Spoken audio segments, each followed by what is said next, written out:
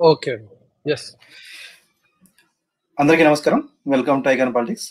నమస్కారం ఫనీ గారు. నమస్కారం అండి.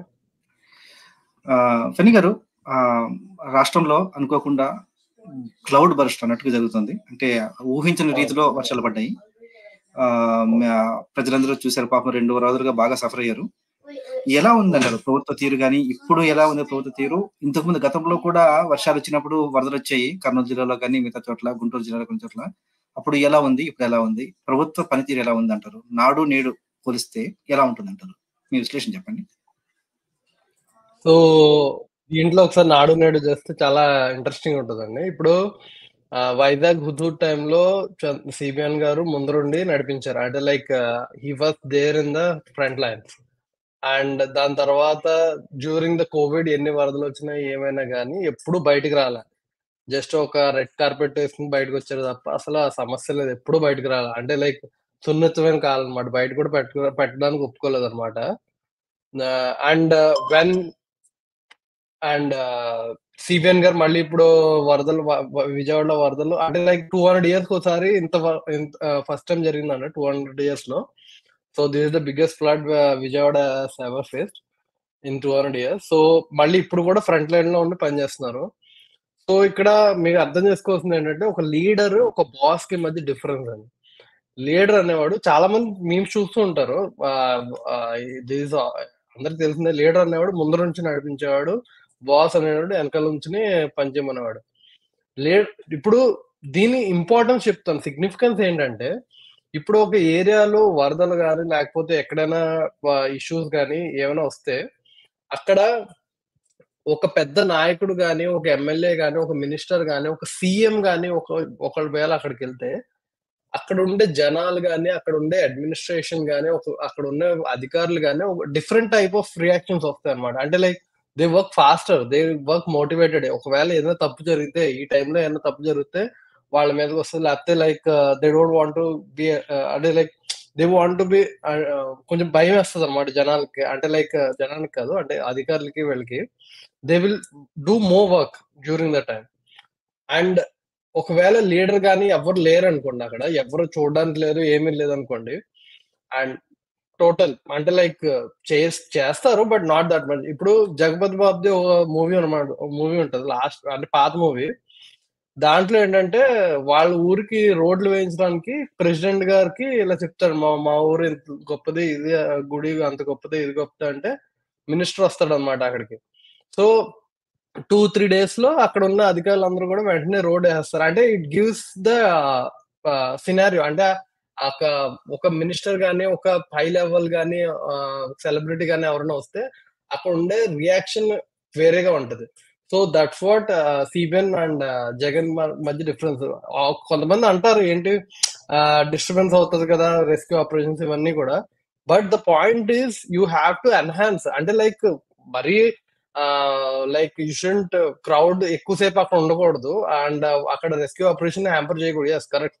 అక్కడ ఎక్కువసేపు ఉండకూడదు. అండ్ బట్ అక్కడ పని జరుగుతుందో లేదో చూడాలి. అక్కడ జనాలు అధికారులు గాని పని చేస్తున్నారో లేదో చూడాలి. జనాలకు ఫుడ్ వెళ్తుందో లేదో చూడాలి. ఎవరో ఒక and he has to be ఒక లీడర్ అనేవాడు అక్కడ ఉండి అన్ని జరుగుతుందా లేదా కరెక్ట్ గా చూడాలి. అంతేగాని ప్యాలెస్ లో కూర్చుని ఆ రెడ్ కార్పెట్లు వేసుకుని వరద ప్రాంతాలకు వెళ్ళి అయిపోయింది అయిపోయింది అంటే కుదరదు. అలా కుదరదు. మొక్కుపేట రాజకీయాలు కుదరదు. నువ్వు వెళ్ళి పని చేయాలి. లేకపోతే ఇంకంతే తీసేస్తారు. ధన్యవాదాలు ఫనీ గారు. అంటే కొంతమంది అధికారులని విఆర్ లో ఉంచిన అధికారులను కూడా ఇప్పుడు డ్యూటీలో పెట్టారు. డ్యూటీలో పెట్టినప్పుడు వాళ్ళు అనుకున్నట్టుగా పని చేయలేదని చెప్పేసి వినిపిస్తుంది. దానివల్ల ప్రభుత్వానికి చెడ్డ పేరు ఎలా ఉంది అనేసి వింటున్నాము.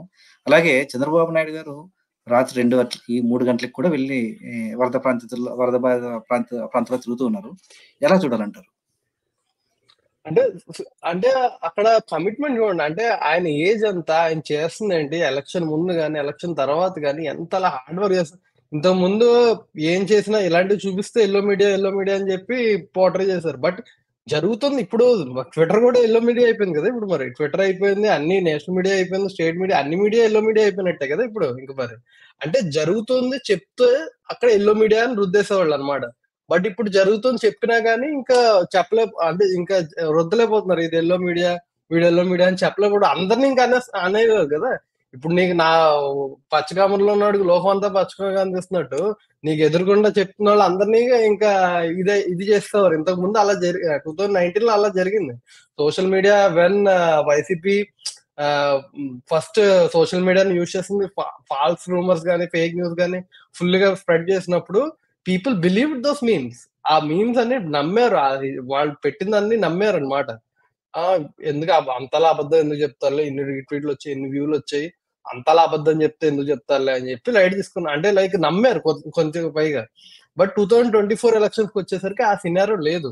ఇక్కడ రెండు వైపులా కూడా గట్టిగా ఉంది. And YCP full paid media అని అర్థమైపోయింది జనాలకి.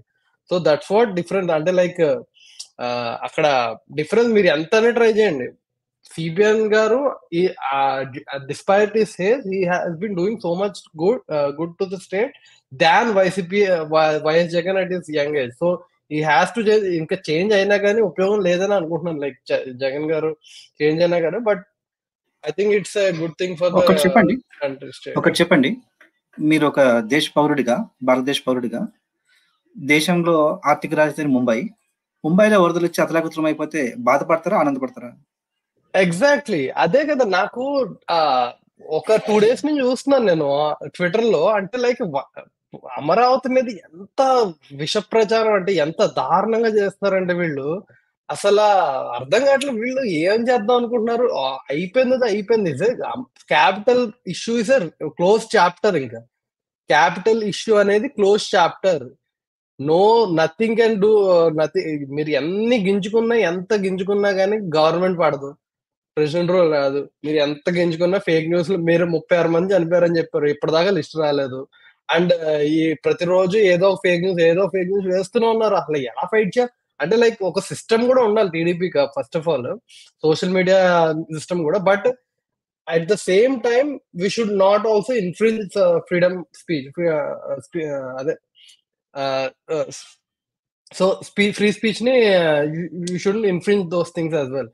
బట్ ద ప్రాబ్లమ్ ఇస్ అసలు వాళ్ళ రాజధాని, వాళ్ళ క్యాపిటల్ మీద వాళ్ళే ఇంతలా దారుణంగా ప్రచారం చేసుకుంటున్నారంటే వాళ్ళు ఏమనాలో అర్థం కాలేదు. ఇప్పుడు వైజాగ్ 2014 లో ఇదే జరిగింది. 10 ఏళ్ల ముందు వైజాగ్ అయింది, ఈ రోజు విజయవాడకి అయింది.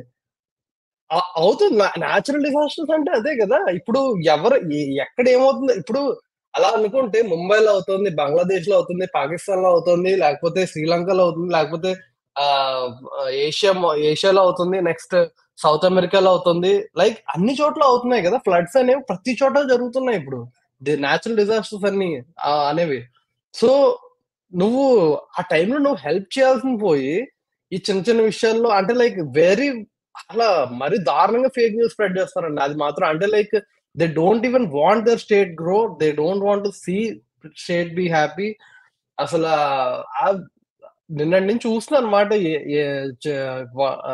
The level of fake news they are spreading on this things. అంటే ఇప్పుడు అంత పెద్ద వరద వచ్చినప్పుడు not any mechanism in the world can't help.